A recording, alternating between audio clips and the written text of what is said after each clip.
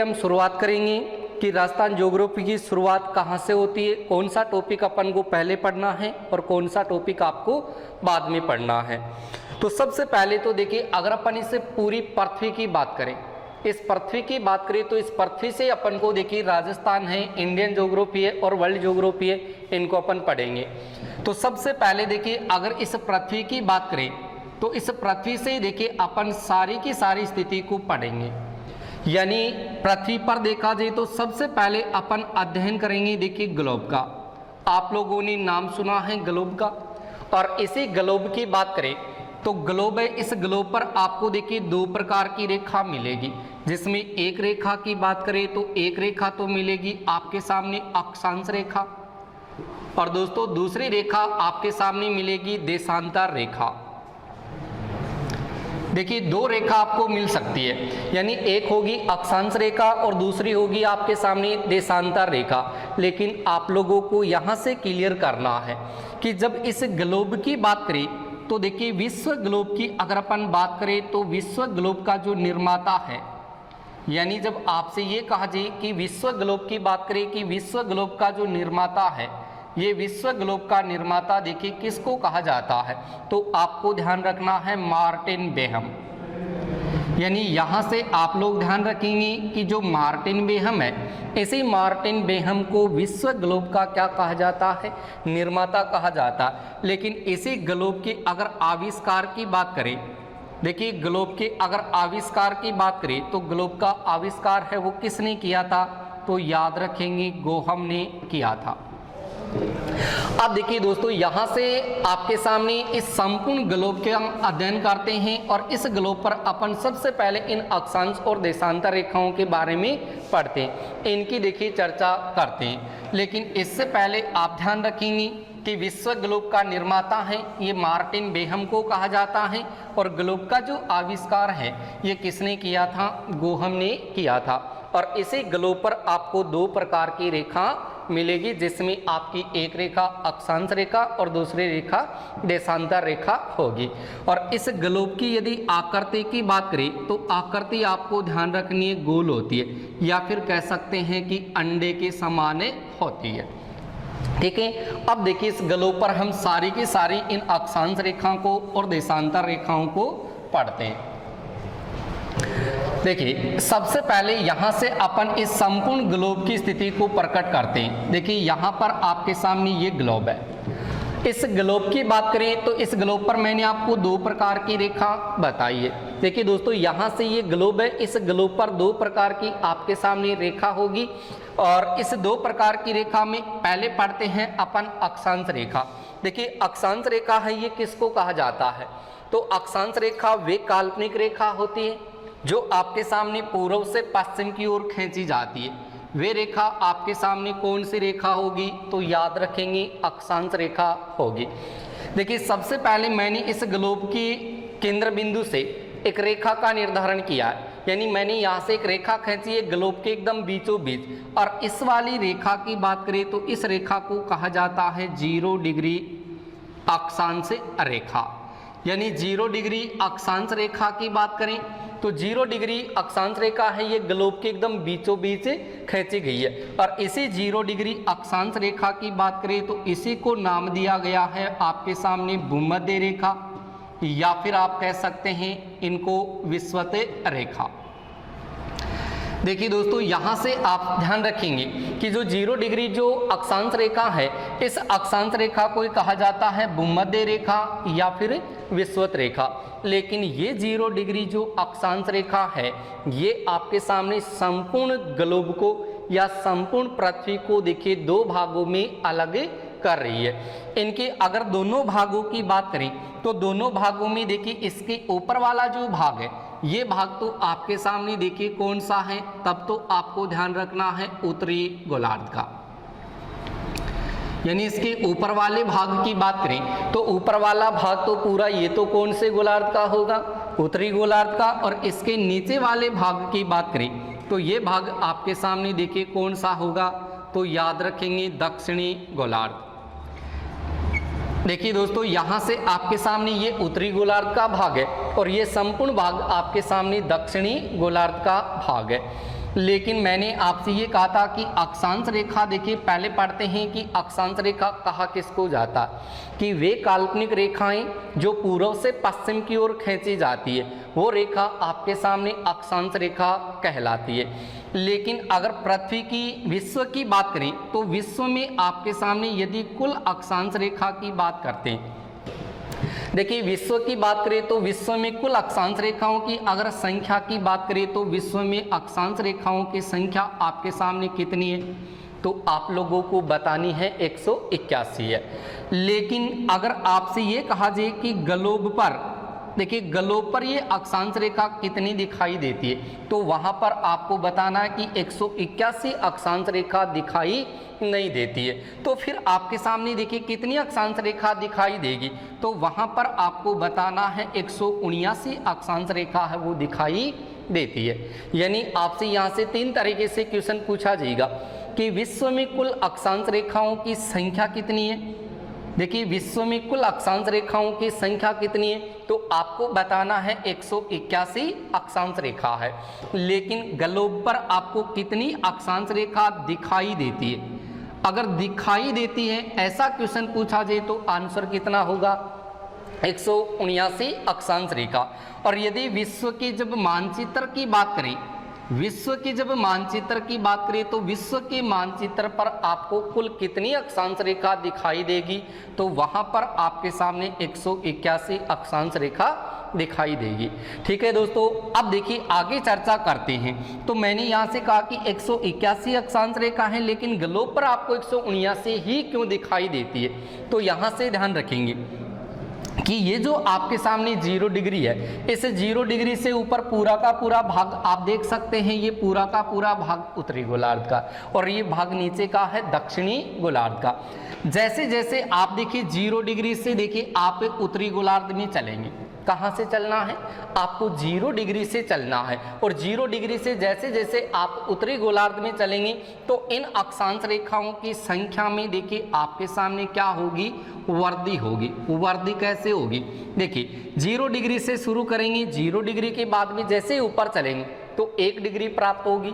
1 degree के बाद में आपके सामने 2 degree, 3 degree, 4 degree, 5 degree, 6 degree, 7 degree, ऐसे करते करते अंत में आपको कितनी डिग्री मिलेगी, 90 डिग्री मिलेगी।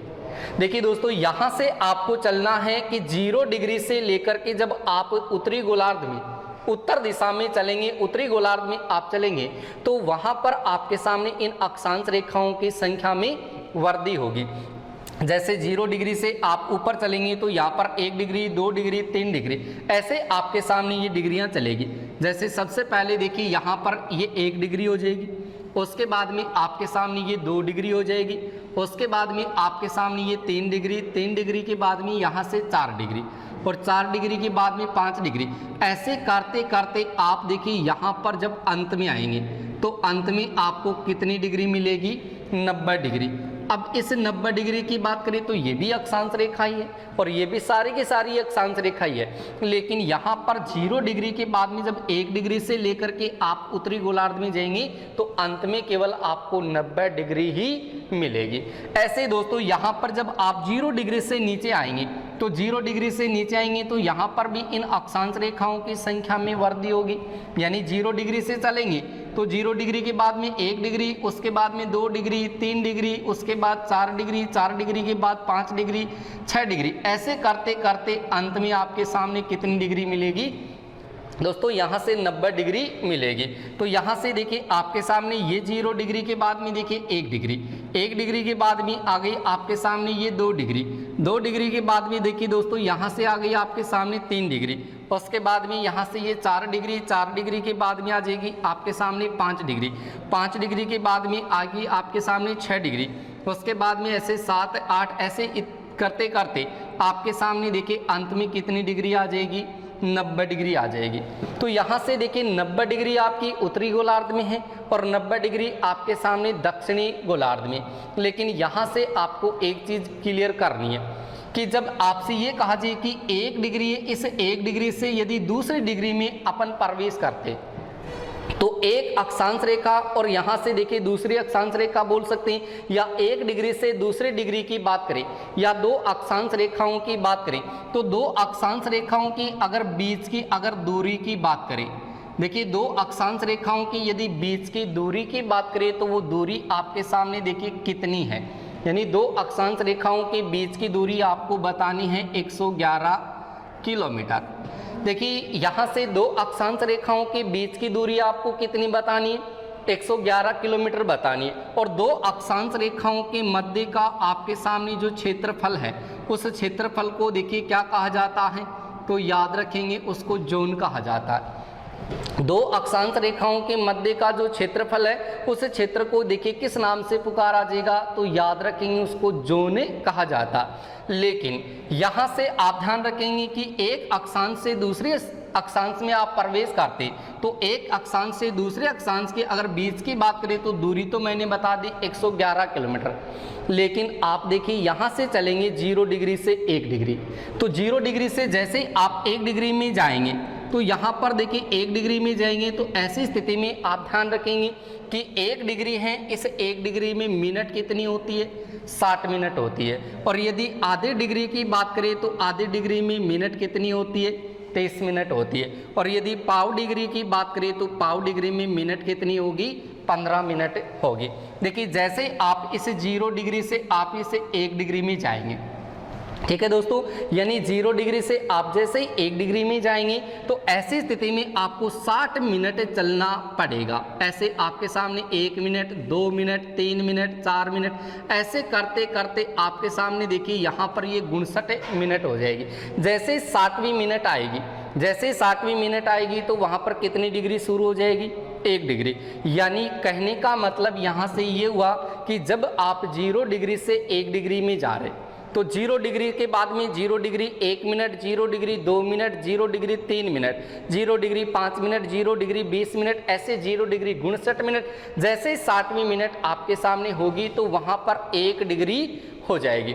1 डिग्री के बाद में जैसे आप दूसरी डिग्री में जाएंगे कि 1 डिग्री से दूसरी डिग्री में जाएंगे तो 1 degree 1 minute, 1 degree 2 minute, 1 degree 3 minute, 1 degree 5 minute, ऐसे 1 डिग्री 59 मिनट के बाद जैसे 60वीं मिनट होगी वहाँ पर आपकी कौन सी डिग्री शुरू हो जाएगी, तो वहाँ पर आप ध्यान रखेंगे 2 डिग्री शुरू हो जाएगी। ये बात आपको यहाँ से ध्यान रखनी है, क्योंकि जब ये चीज़ आपके क्लियर हो गई तो आगे का पोर्शन ज्योग्राफी का बहुत ही आसान हो जाएगा।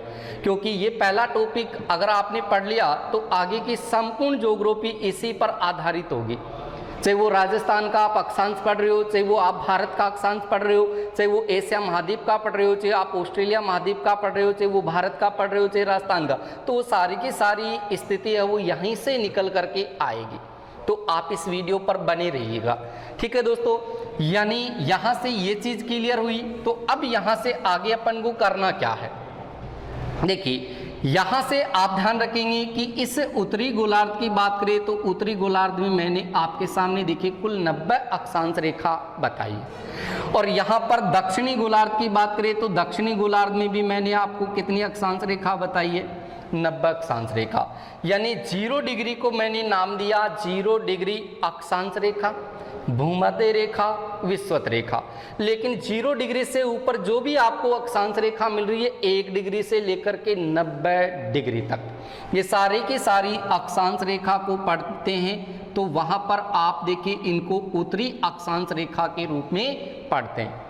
यानी 0 डिग्री से आप उत्तरी गोलार्ध की संपूर्ण 90 अक्षांश रेखाओं की चर्चा करते हैं तो सारी की सारी 90 अक्षांश रेखा कौन सी अक्षांश रेखा होगी, उत्तरी अक्षांश रेखा होगी। जबकि आपसे ये कहा जाए कि दक्षिणी गोलार्ध में खींची गई जो 90 अक्षांश रेखा है, ये अक्षांश रेखा आपके सामने कौन सी अक्षांश रेखा होगी, दक्षिणी अक्षांश होगी। ठीक है दोस्तों, यानी यहाँ पर ऊपर वाली 90 अक्षांश रेखा सारी की सारी उत्तरी अक्षांश है, जबकि दक्षिणी गोलार्ध में खींची गई 90 अक्षांश रेखा वो दक्षिणी अक्षांश है। क्लियर हुई इतनी बात। उसके बाद में देखिए यहाँ से आगे चलते हैं तो यहाँ पर आपके सामने देखिए इस 0 डिग्री से नीचे दक्षिणी गोलार्ध की चर्चा करते हैं और यहाँ से अपन उत्तरी गोलार्ध की चर्चा करते हैं। देखिएगा यहाँ पर आपके सामने जब 0 डिग्री की बात करें तो 0 डिग्री से ऊपर आप चलेंगे तो 1 डिग्री मिलेगी, 2 डिग्री मिलेगी, 3 डिग्री, ऐसे करते करते आपको 90 डिग्री तक मिलेगी।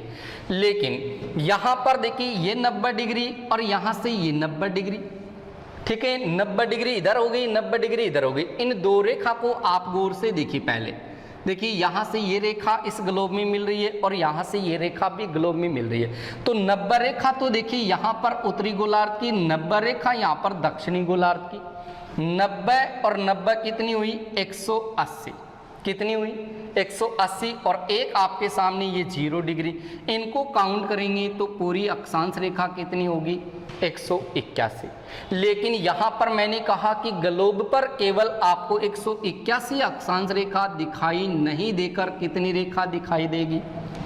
179 अक्षांश रेखा दिखाई देगी। तो यहाँ से एक तो ये 90 कम हो गई और एक यहाँ से 90 कम हो गई। 181 में से आप 2 अक्षांश रेखा कम कर दीजिए, आप यहाँ से उत्तरी ध्रुव की और दक्षिणी ध्रुव की। इनको जैसे ही आप माइनस करेंगे, कम करेंगे, तो यहाँ पर आपको 179 अक्षांश रेखा दिखाई देगी। लेकिन मैंने यहाँ पर कहा कि ये सारी की सारी 90 अक्षांश रेखा है, ये उत्तरी अक्षांश रेखा है, और ये जो 90 अक्षांश रेखा आपको दक्षिणी गोलार्ध में दिखाई दे रही है, ये आपके सामने सारी की सारी दक्षिणी अक्षांश रेखा, ठीक है। तो यहाँ पर ये वाली 90 डिग्री की बात करें तो ये 90 डिग्री आपके सामने कौन सी अक्षांश होगी? उत्तरी अक्षांश होगी। और इस 90 डिग्री उत्तरी अक्षांश रेखा की बात करें तो इसी को कहा जाता है आपके सामने उत्तरी ध्रुव। क्या कहा जाएगा दोस्तों? यहाँ से इस 90 डिग्री उत्तरी अक्षांश रेखा को कहा गया है उत्तरी ध्रुव। इसी प्रकार से देखा जाए तो यहाँ पर ये जो आपके सामने 90 डिग्री है, यहाँ से जो आपके सामने 90 डिग्री है, ये 90 डिग्री आपके सामने देखिए दक्षिणी अक्षांश है। और इसी 90 डिग्री दक्षिणी अक्षांश रेखा की बात करें तो इसको कहा जाएगा दोस्तों यहाँ पर दक्षिणी ध्रुव। क्या कहा जाएगा? दक्षिणी ध्रुव। तो ऊपर तो आपके सामने ये उत्तरी ध्रुव का भाग है और यहाँ पर आपके सामने ये दक्षिणी ध्रुव का भाग है। उसके बाद में देखिए यहाँ से आगे चलते हैं तो यहाँ पर आपके सामने जब उत्तरी गोलार्ध की बात करें तो उत्तरी गोलार्ध में आपके सामने देखिए कुछ अक्षांश रेखा और हैं जिनका अलग अलग से विस्तार किया गया है।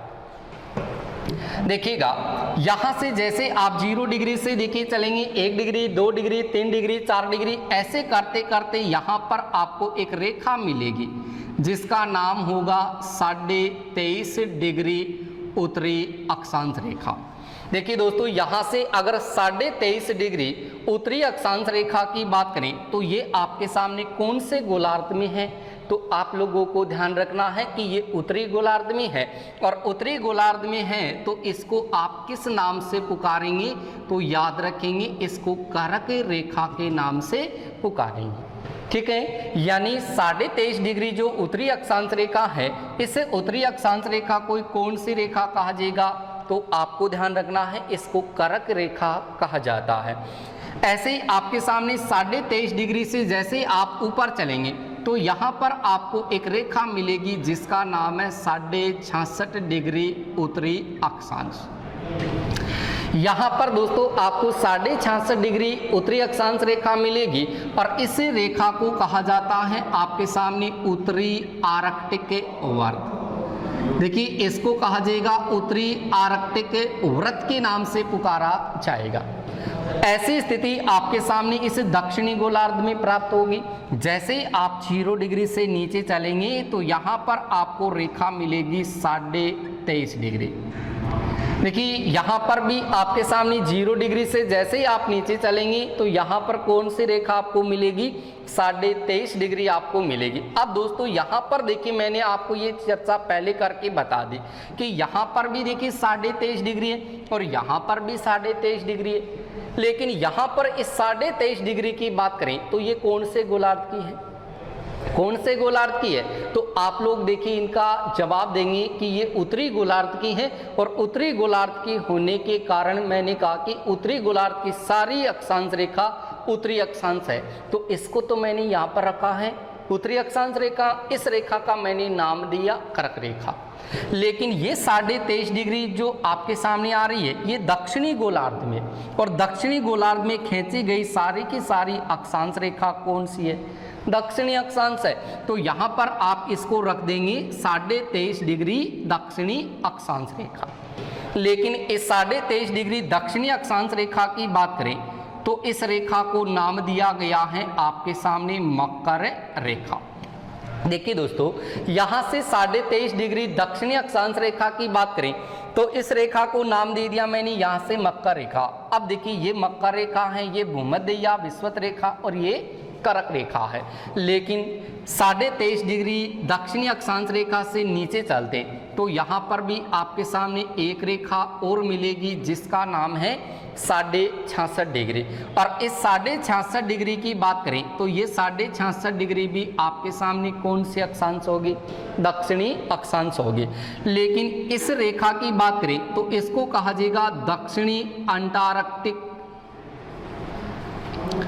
व्रत के नाम से पुकारा जाएगा। देखिए दोस्तों, यहाँ से 66.5 डिग्री उत्तरी अक्षांश है, इसको उत्तरी आर्कटिक व्रत कहा जाता है, और इस 66.5 डिग्री दक्षिणी अक्षांश रेखा को दक्षिणी अंटार्कटिक व्रत कहा जाता।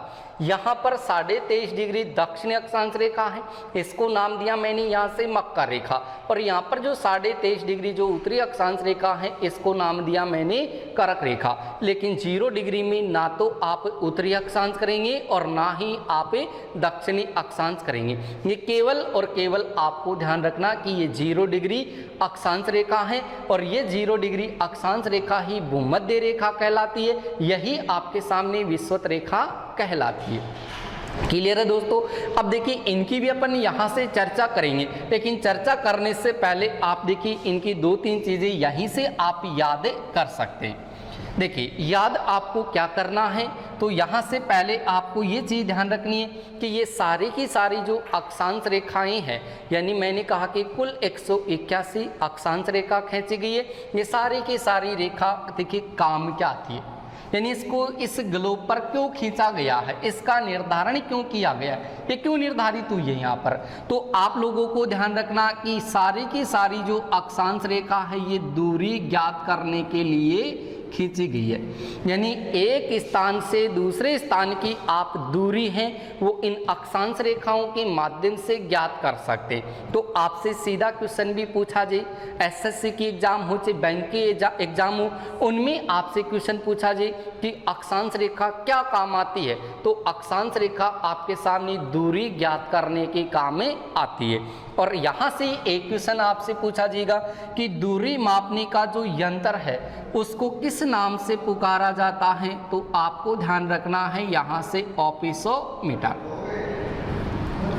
उसको ऑपिसोमीटर के नाम से पुकारा जाता है। देखिए दोस्तों, यहाँ से कहा जाइए आपसे कि दूरी ज्ञात करने का यंत्र क्या कहलाता है, तो आपको बताना है उसको ऑपिसोमीटर कहा जाता है। ठीक है, उसके बाद में देखिए यहाँ से आगे इनकी और चर्चा करते हैं। तो यहाँ से मैंने कह दिया कि देखिए ये 66.5 डिग्री, यहाँ पर 23.5 डिग्री, ये 0 डिग्री, ये 23.5 डिग्री और ये 66.5 डिग्री। इतनी बात आपको देखिए ज्योग्राफी में पहले याद रखनी है। उसके बाद में अपन देखिए आगे की चर्चा करते हैं। ये जब चीज़ आपकी क्लियर हो गई तो आगे की चीज़ देखिए अपने आप ही आपको क्लियर मिलेगी।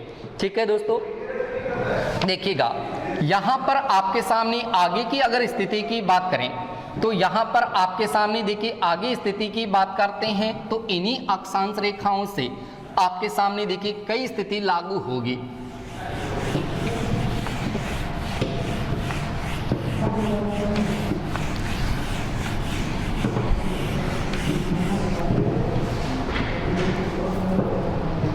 देखिए वापस अपन देखिए इसी ग्लोब पर देखिए वापस इनकी चर्चा करते हैं। देखिए यहाँ पर आपके सामने ये संपूर्ण ग्लोब की स्थिति हो गई। ठीक है, ये सारा का सारा आपके सामने देखिए ये ग्लोब है, और इस ग्लोब के बीचों बीच यहाँ से आपके सामने जो रेखा थी, इस रेखा का नाम दिया था हमने 0 डिग्री अक्षांश रेखा। ये जो 0 डिग्री जो अक्षांश रेखा है, इस अक्षांश रेखा को नाम दिया हमने भूमध्य रेखा या फिर विषुवत रेखा, यानी भूमध्य रेखा बोल सकते हैं या विषुवत रेखा बोल सकते हैं। इसके ऊपर का भाग मैंने यहाँ से बताया था, ये उत्तरी गोलार्ध का भाग है, और इसके नीचे वाला भाग देखा जाए तो ये आपके सामने कौन सा भाग है, दक्षिणी गोलार्ध का। ठीक है दोस्तों, यहाँ पर ये उत्तरी गोलार्ध का भाग और नीचे आपका दक्षिणी गोलार्ध का भाग। लेकिन जैसे ही आप 0 डिग्री से ऊपर चलते हैं तो यहाँ पर मैंने आपको एक रेखा बताई थी, और उस रेखा का नाम दिया था हमने 23.5 डिग्री उत्तरी अक्षांश। यहाँ पर नाम दिया था 23.5 डिग्री उत्तरी अक्षांश, यानी करक रेखा। ये तो आपके सामने करक रेखा हो गई। उसके बाद में देखिए, इसे 0 डिग्री से नीचे की बात करें तो 0 डिग्री से नीचे भी हमने देखी यहाँ पर एक रेखा ली थी, 0 डिग्री से नीचे भी हमने यहाँ से देखिए आपके सामने एक रेखा ली थी, और उस रेखा का हमने नाम दिया था 23.5 डिग्री दक्षिणी अक्षांश, यानी मकर रेखा। यह आपकी मकर रेखा हुई। अब देखिए करना क्या है, अगर यहाँ से इन तीनों रेखाओं की बात करते हैं तो तीनों रेखा आपके सामने करक रेखा, भूमध्य रेखा और मकर रेखा, ये आपके सामने पूरा का पूरा भाग देखिए पृथ्वी का है, ग्लोब का है। और इसी पर देखिए हम संपूर्ण विश्व की बात करें तो संपूर्ण विश्व में आपके सामने देखिए 7 महाद्वीप आते हैं। कितने महाद्वीप आते हैं? 7 महाद्वीप। और 7 महाद्वीपों के साथ साथ देखा जाए तो आपके सामने 5 महासागर आते हैं। 5 महासागर देखिए, यानी विश्व में आपके सामने 7 महाद्वीप और 5 महासागर है। लेकिन यहाँ पर इन 7 महाद्वीपों को और 5 महासागरों को हम देखिए इन्हीं गलों पर इनको दर्शाते हैं कि कौन सा भाग कहाँ पर है और कौन सा भाग आपके सामने कहाँ पर है। तो देखिए यहाँ पर देखिए, ये पहले आपके सामने देखिए उत्तरी गोलार्ध की बात करें और साथ के साथ देखिए दक्षिणी गोलार्ध की बात करें तो उत्तरी गोलार्ध में भी आपके सामने देखिए महासागरों का हिस्सा है, दक्षिणी गोलार्ध में भी आपके सामने महासागरों का हिस्सा है, उत्तरी गोलार्ध में आपके सामने महाद्वीपों का हिस्सा है और दक्षिणी गोलार्ध में भी महाद्वीपों का हिस्सा है। तो देखिए सबसे पहले अगर महाद्वीप की बात करें तो सबसे पहले देखिए यहाँ से चलते हैं तो यहाँ पर आपके सामने सबसे पहले महाद्वीप की बात करें तो यहाँ पर आपको देखिए जो महाद्वीप मिलेगा वो महाद्वीप आपके सामने देखिए कौन सा मिलेगा। तो यहाँ से आप लोग ध्यान रखेंगे, यहाँ पर आपके सामने इस महाद्वीप की बात करें तो ये महाद्वीप आपके सामने देखिए कौन सा है, तो याद रखेंगे आप यहाँ से एशिया महाद्वीप। इस एशिया महाद्वीप से देखिए नीचे की बात करें तो एशिया महाद्वीप के नीचे आपको देखिए यहाँ पर एक महाद्वीप मिलेगा, और इस महाद्वीप की बात करें तो ये महाद्वीप आपके सामने देखिए कौन सा मिलेगा, तो याद रखेंगे आप यहाँ से ऑस्ट्रेलिया महाद्वीप। देखिए दोस्तों यहाँ से आपके सामने इस महाद्वीप की बात करें तो ये महाद्वीप आपके सामने कौन सा महाद्वीप है, ऑस्ट्रेलिया महाद्वीप है। और ऑस्ट्रेलिया महाद्वीप से नीचे देखा जाए तो यहाँ पर आपके सामने जिस महाद्वीप का विस्तार किया गया है ये महाद्वीप आपके सामने देखिए कौन सा है, तो यहाँ पर आपके सामने अंटार्कटिका महाद्वीप,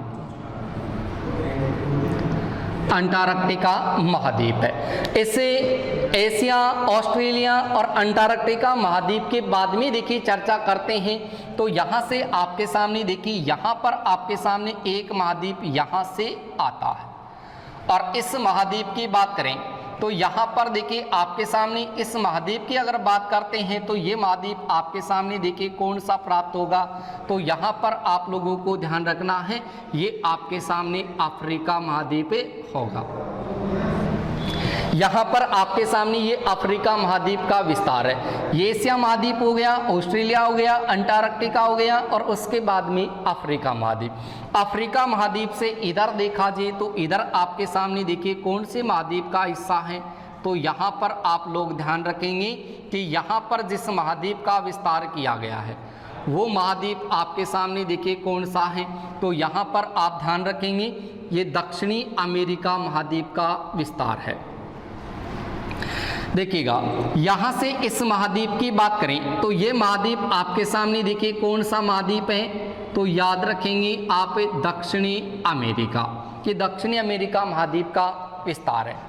दक्षिणी अमेरिका महाद्वीप से आप जैसे ही ऊपर चलेंगे तो यहाँ पर आप लोगों के सामने देखिए एक महाद्वीप यहाँ से आता है, और इस महाद्वीप की बात करें तो ये महाद्वीप आपको कौन सा मिलेगा, तो याद रखोगे उत्तरी अमेरिका, यानी यहाँ से आपके सामने ये उत्तरी अमेरिका महाद्वीप है। उत्तरी अमेरिका महाद्वीप के बाद में देखा जी तो यहाँ से आपके सामने देखिए एक महाद्वीप यहाँ से और प्राप्त होगा, और उस महाद्वीप का नाम होगा आपके सामने यूरोप महाद्वीप। देखिए दोस्तों, यहाँ से आपके सामने इस महाद्वीप की बात करें तो ये महाद्वीप आपको कौन सा मिलेगा, यूरोप महाद्वीप। अब आप इनको काउंट करेंगे तो आपको पूरे कितने महाद्वीप मिलेंगे, 7 महाद्वीप। सातों महाद्वीपों का अगर जिक्र करें तो सबसे पहले आप यहाँ से चलिएगा, तो सबसे पहले महाद्वीप कौन सा हुआ, यहाँ से लेकर के ये पूरा भाग फैला है एशिया महाद्वीप का।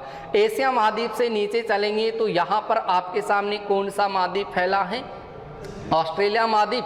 ऑस्ट्रेलिया महाद्वीप से नीचे आपका कौन सा महाद्वीप फैला है, अंटार्कटिका महाद्वीप।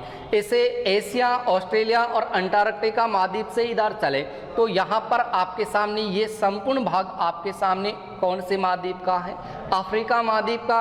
और अफ्रीका महाद्वीप से इधर देखें तो इधर ऊपर कौन सा महाद्वीप है, यूरोप महाद्वीप। इनसे इधर देखा जाए तो इधर आपका उत्तरी अमेरिका है, और नीचे इसके नीचे आपका दक्षिणी अमेरिका महाद्वीप है। क्लियर है दोस्तों, इतनी बात आप लोगों की क्लियर हुई है।